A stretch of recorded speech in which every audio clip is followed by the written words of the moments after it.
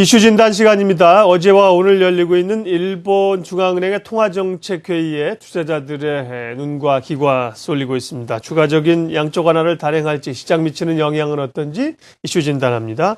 우리 투자증권 투자전략팀 유익선 연구위원 전화 인터뷰하겠습니다. 위원님 안녕하세요. 예, 안녕하십니까. 네. 지난달에 이어 두 달 연속 일본 중앙은행이 추가적인 양적 완화를 조치를 쓸 것이냐 여부가 궁금한데요. 어떻게 보시는지 또 쓸 수 있는 예상 조치들은 어떤 게 있습니까?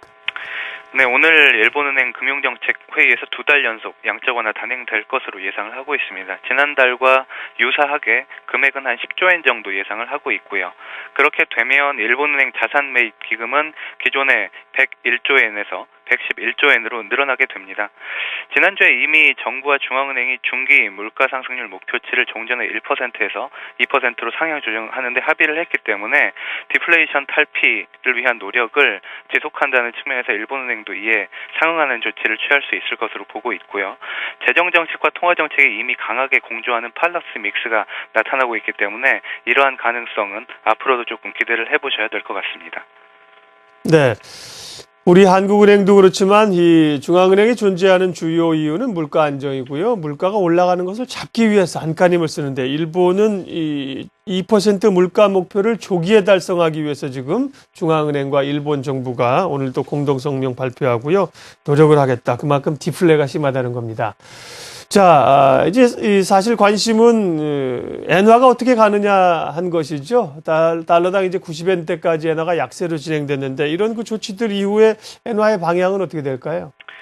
이미 외환 시장에서 일본은행이 물가 상승률 목표치 상향 조정하는 부분하고 양적 완화 자체는 지금 거의 기정사실화하고 있기 때문에 이미 엔화 약세 쪽에 반영이 상당 부분 돼 있다고 보고 있고요. 이번에 예상을 벗어나는 결과가 나오지만 않으면 실제로 이번 회의 자체가 엔화 움직임에는 큰 영향을 주지는 못할 가능성이 있습니다. 오히려 예상 외에 양적 완화를 안 한다거나 그냥 초과 지준불이 인하 정도에 그친다면 오히려 엔화는 되돌림 될 가능성도 있을 것으로 보고 있고요. 일본은행 자체에서도 사실은 아베노믹스와 보조를 맞추기는 하더라도 향후에 통화정책 유연성을 좀 확보하기 위해서는 성명서 문구는 다소 수위를 조절할 가능성이 있습니다. 이번에 양적 완화를 하게 되면 실제로 추가 양적 완화에는 바로 다음 달이 아니라 시간이 좀 벌어질 것으로 보고 있고요.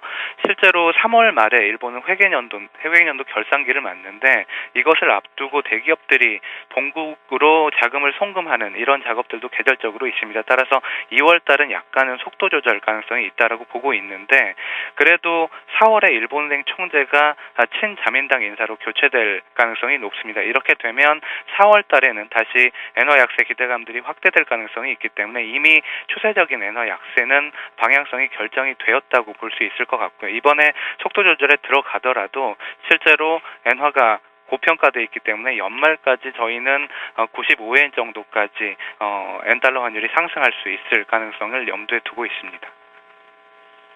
그동안 속도가 좀 빨랐기 때문에요. 엔화 약세 추세 조금 제동이 오히려 통화정책회의 시점으로 걸릴 수 있다는 시각도 있습니다만 추세적으로는 좀 더 약세로 갈 수 있다. 달러당 95엔까지 보셨습니다.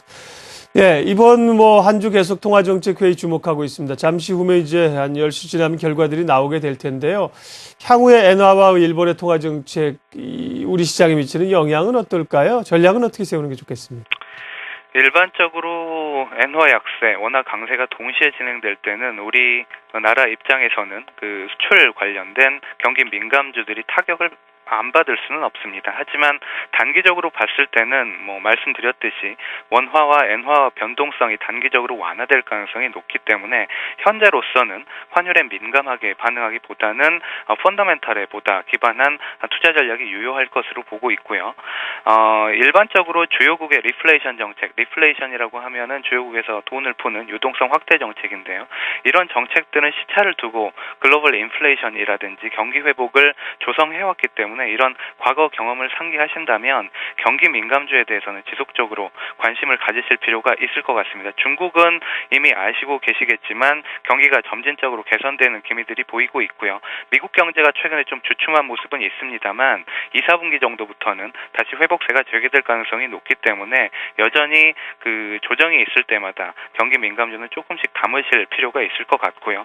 다만 이제 국내 입장에서 보면 좀 확인해야 될 변수들이 있습니다. 뱅가드 ETF 벤치마크 변경 때문에 외국인 자금이 지금도 유출되고 있고요. 따라서 수급 부담이 존재하는 상황이고 기업 실적 악화에 대한 부담도 여전히 있기 때문에 이런 확인 변수가 있다라고 하면 주가 상승 탄력이 단기적으로는 약할 가능성이 있기 때문에 당장은 방어주에 대한 비중을 일정 수준 유지하는 것이 좋을 것 같고요. 그런 과정에서 조정이 있을 때마다 점진적으로 경기 민감주 비중을 확대하는 전략을 추천해 드릴 수 있을 것 같습니다.